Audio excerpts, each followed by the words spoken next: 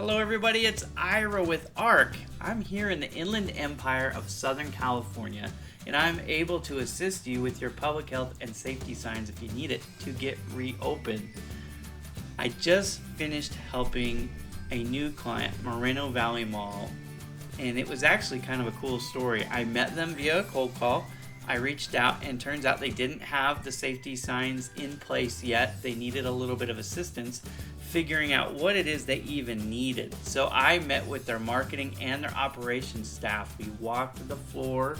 I helped them decide and determine what it was that they actually would need for the floors, for the common areas, for things like the elevators and the restrooms and the food court. Once they figured all that out, they put their purchasing order in, and we processed the order here locally.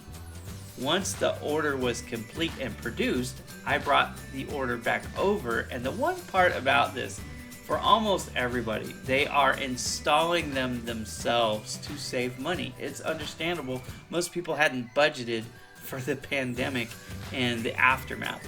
So I like to show my clients how to install the floor graphics because most of my clients have never done that. In this case, I showed Richards from their facilities team.